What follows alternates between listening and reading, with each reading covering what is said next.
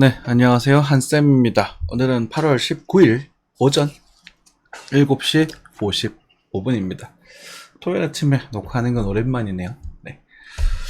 네, 한번 뉴스부터 한번 간단하게 살펴봅시다. 네, 중국 부동산 위기, 미국은 긴축, 더블 펀치 위안화 약세, 블랙스완 우려가 된다. 뭐 이런 얘기가 나오고 있네요.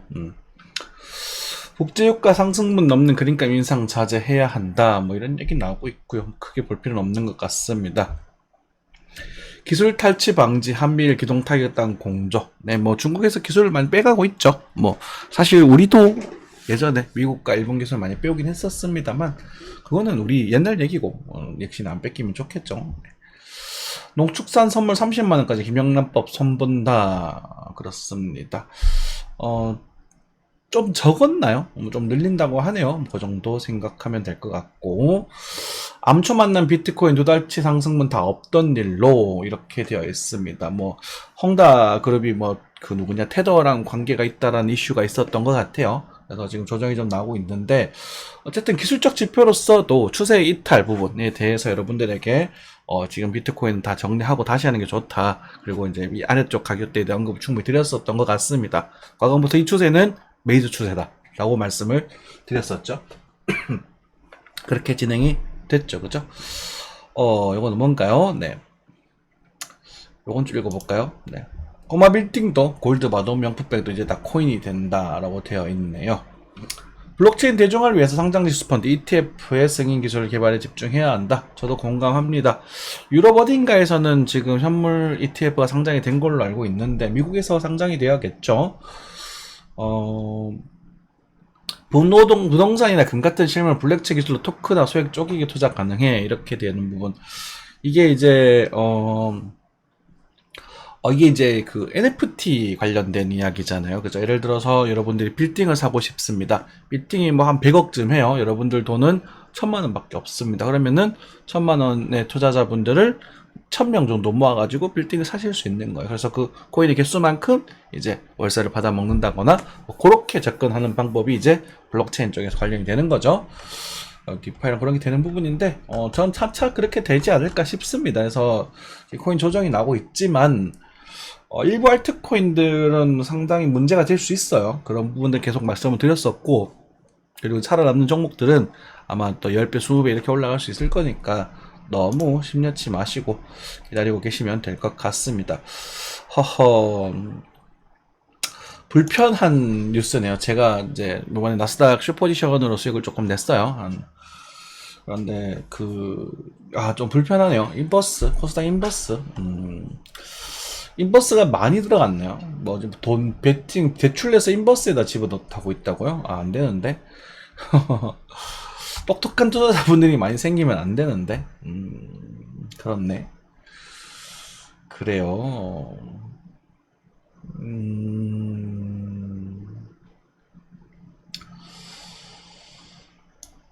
어쨌든 대출을 내면은 안 됩니다. 대출을 내게 되면은 어쨌든 투자가 모든 영으로 갈 가능성이 높아지게 되기 때문에 차트를 맞추고 차트를 보고 이런 뭐 그런 범주를 벗어나 버리는 겁니다. 여러분들 저 전에 수학 관련된 그런 자료를 올려드렸죠. 왜 그러냐면 기대값이 1.2에 부합하고 있음에도 불구하고 결국 수익금은 0으로 수렴하게 되는 그런 현상이 벌어지거든요. 그게 대출의 위험성입니다. 여러분들 대출 최대한 내지 마시고요. 네. LX그룹이 HMM 인수전 참가를 했나요? 그래요. 그렇다고 합니다. 태양광 저는 별로 좋아진 주제는 아닌 것 같고 그래요. 뭐 크게 볼만한 뉴스는 없는 것 같아요. 요건 좀 봐야 될 것 같습니다. 자, 대공황 이래 최악의 상황 닥쳤다. 전문가들 무서운 경고. 연 8% 넘버는 미국 모기지 이런 그죠? 와, 미국에서 지금 대출이 8%가 나온다는 겁니다. 그죠? 연 7.09%로 20일 만에 최고다. 패드의 추가 긴축 가능성 때문에 10년물 국채 금리 이건 어제 뉴스인 것 같아요. 금 좀 떨어졌죠 오늘. 네. 어쨌든 그렇게 되고 있다. 고금리 사회에서 문제가 되고 있고, 사실은 이제 10년물 국채금리가 4%를 넘어가게 되면은 항상 증권시장에서 문제가 생겼었어요. 왜냐면 10년짜리 적금이 4%를 준다라는 건 여러분들 상식적인 선상에서 생각을 해봅시다. 여러분들 1억짜리 건물을 샀는데 월세가 40만 원이 나오는 거예요. 월세가 40만 원. 너무 적나요? 여러분들 2억짜리 건물을 샀는데 80만 원의 월세가 나오는 거고요. 3억짜리 건물을 샀는데 120만 원 정도의 월세가 나오게 되는 겁니다. 짭짤하지 않나요? 10년 동안 떨어지는 거 불안감 없이. 물론 뭐 집값은 부동산 값은 오르지 않느냐라고 말씀을 하시는데, 부동산 값은 이제는 오르기가 쉽지 않잖아요. 실제로 어지간해서 오르기 쉽지 않을 겁니다. 그렇기 때문에 정말 안정적인 부자분들, 이건 세금도 없단 말입니다. 채권 같은 경우는 그런 거예요. 네. 뉴스 위에서 좀 댓글 좀 나쁜 그런 얘기 나오고 있네요. 네. 자, 뭐 이 정도만 말씀을 드리고 다시 넘어오겠습니다.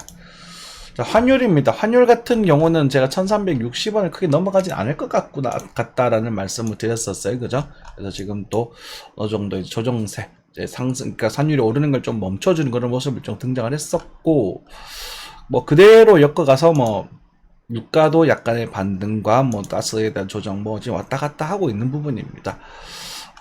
이제 미국 증시 가격적인 금이랑 볼까요? 골드는 좀 빠지고 있는 상태에서 하방을 멈추고 있는 부분이고요. 실버도 마찬가지로 약간의 반등을 주고 있는 모습입니다.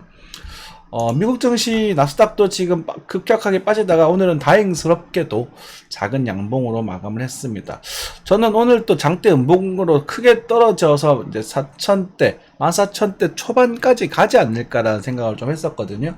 그래서 지금 거래가 좀 동반을 되면서 브레이크를 조금 걸고 있는 그런 모습입니다. 개인 투자자들이 숏포지션에 많이 몰리고 있는가 봐요. 정리를 해야 될 것 같아요. 이렇게 되면. 어찌됐건 그래도 뭐 일단은 뭐 작은 흐름상에서 거래가 턱 터졌죠. 요 캔들 핵심으로 약간의 반등 정도 등장한 그런 상황이고, 어쨌든 우리 이제 수평적 지지 매물대라고 할까요? 수평적 지지 매물대가 여기 하나가 있죠. 여기 좀 멀리 좀 찍어 놓은 게 있고, 그죠?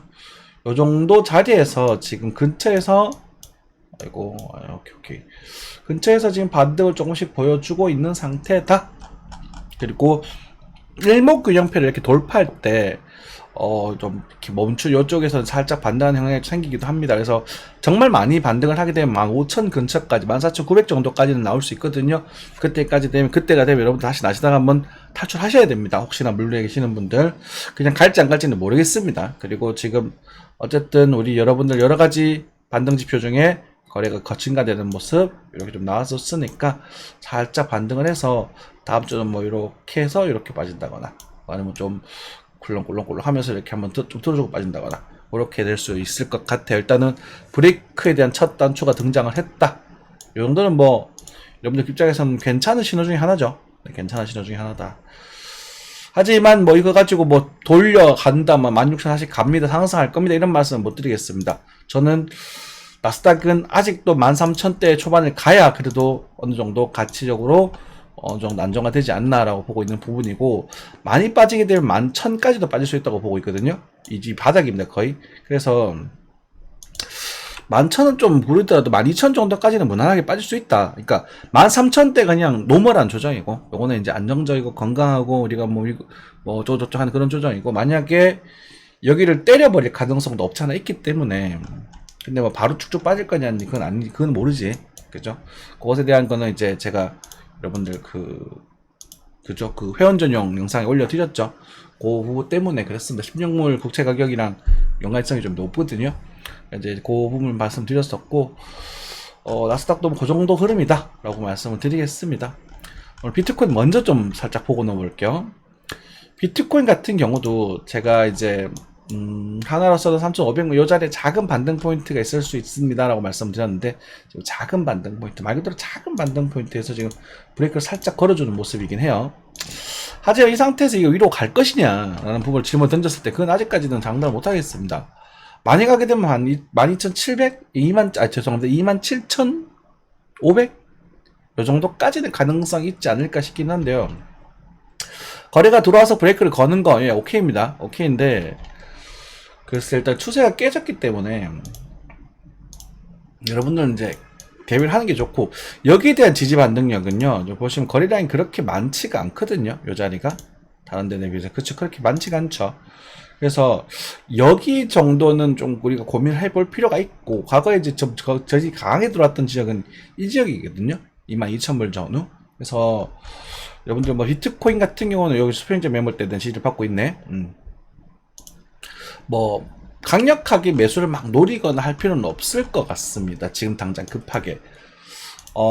한쌤이 예전에 말씀드렸던 시장들 중에 계속 말씀드렸던 게 코인 시장 같은 경우 2020년, 2023년 가을을 기다려라 라는 말씀을 되게 많이 드렸었거든요. 지금 이제 여름이 지금 끝나가고 있는 부분인데, 제가 1010, 저희 비번도 1010이잖아요. 그래서 10월달 정도에 보면은 좀 좋은 가격대에 여러분들이 한번 승부 볼 수 있는 시기가 올 것이다. 그대로 지금 현재 흘러가고 있습니다. 코인은 그 정도, 뭐, 한국 증시는 내년, 올 연말 또 내년 초 이 정도 왔던 걸 거고, 미국 증시는 이제 내년 초반까지는 좀 가야 될 것 같아요. 그죠? 그래서 코인이 좋은 쪽으로 흘러갈 것인가라는 부분이 있어서 그거는 뭐 좋은 쪽으로 그때 흘러간다가 아니라 그때 되게 저렴한 가격을 가질 것이다 이런 부분을 말씀드렸기 때문에 뭐 어느 정도 뭐 기대를 해도 되지 않겠는가 이 정도 생각이 듭니다. 자, 자, 뭐 많이 빠졌죠. 그죠? 많이 빠진 애들도 있고 많이 안 빠진 애들도 있고 그렇습니다. 그래서 뭐 조금씩 반등도 나오고도 있고 한데 섣불리 제가 뭔가를 하기가 조금 부담스럽거든요. 이런 건 아직도 괜찮아 보이네. 뭐야 이게. 하이파 이런 것들은 단타 한번 쳐봐도 되겠다. 그죠? 뭐 근데 돈들이 좀 멀어져 가지고 요거는 뭐 지금 가격에서 단타를 한번 쳐보셔도 괜찮지 않을까 싶습니다. 뭐 600원에서 많이 가면 650원 정도. 여러분 알아서 하세요. 단타를 치는 것도 사실 손절을 잡아야 되는 부분이라서 손절가는 440원이 되는데 10% 정도 되니까 조금 멀긴 하네요. 코인 시장이 좀 전반적으로 살짝 반대할 것 같아요 보니까. 그래서 뭐 막 되게 막 섬세하게 하실 수 있는 분들은 단타를 살짝 쳐보셔도 뭐 괜찮지 않을까 싶긴 합니다. 그죠? 뭐 요 정도만 주말에 요 정도만 하고 마무리하면 될 것 같고요. 여러분들 항상 신중하게 투자하시기 바라겠습니다. 감사합니다.